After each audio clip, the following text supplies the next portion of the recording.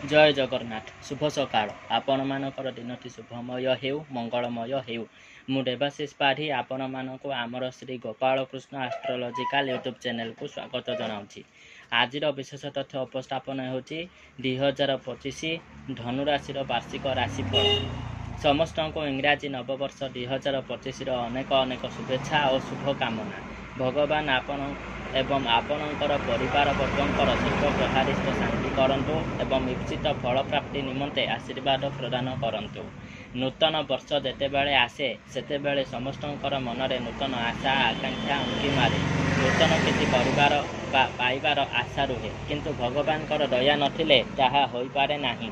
धनुराशि जन्मित व्यक्तिविशेष मानक पई विगत वर्ष एते भल नथिला, किंतु भगवानकर दयारु 2025 मसीहाती आपणकर बहुत भलरे कटिबार संभावना मिलुछि। गोचर अनुसार धनुराशि ठारू तृतीय रे शनि, चतुर्थ रे राहु, षष्ठ रे गुरु, अष्टम रे मंगल, दशम रे केतु, द्वादश रे रवि एवं बुध महाग्रह अवस्थित रहुछन्ति। एथिरु चंद्र, रवि, शुक्र, बुध इत्यादि ग्रहंकर गोटे राशि रे रहनी समय बहुत कम, तेणु सेमानकर पोजिशन समय क्रमे बदली दिबो। किंतु मुख्य चारोटी ग्रह जो मानकर अवस्थिति गोचर प्रकार रे बहुत गुरुत्वपूर्ण सेगुड़ाक हेले बृहस्पति, शनि, राहु एवं केतु महाग्रह। नूतन वर्ष 2025 प्रारंभ मार्च मास जाए शुभाशुभ मिश्रित मध्यम धरणर फल प्राप्त हेबो, किंतु मार्च रु एप्रिल मास भितर ग्रह मानकर राशि परिवर्तन घटुथिबा हेतु सौभाग्य प्राप्त हेबो। एही वर्ष आपनको विदेश भ्रमणर सुजोग प्राप्त होई पारे। सपरिवार विदेश भ्रमण रे जाई बहुत सुंदर समय अतिबाहित करिवे। वाणिज्य व्यवसाय क्षेत्र में आशा ठारू अधिक शुभ फल प्राप्त हेबो। विवाह उपयोगी पुओ एवं झील माने निजर मन पसंदर जीवन साथी सहित विवाह बंधन रे बांधी हेबे।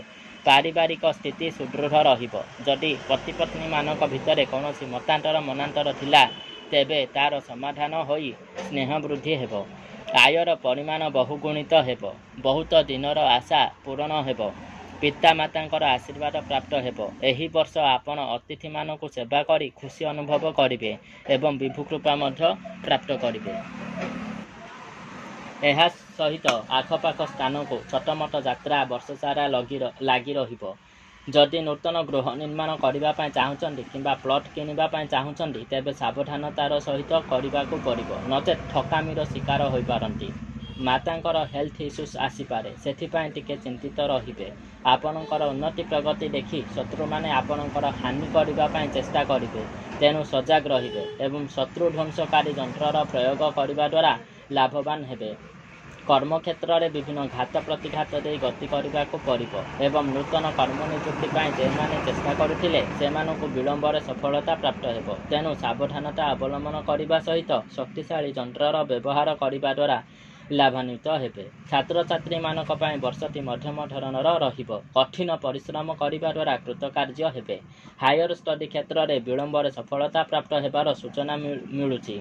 वर्ष आरंभ 2025 जानुआरी फेब्रुआरी मासरे शरीर रे अंटा तल को आघात लागिपारे किंबा कौनसी रोग द्वारा आक्रांत हेबार भय रहुछि, तेणु रोग निवारण कवच धारण करने सहित हनुमान दर्शन करंतु शुभ फल प्राप्त हेबो। जय जगन्नाथ।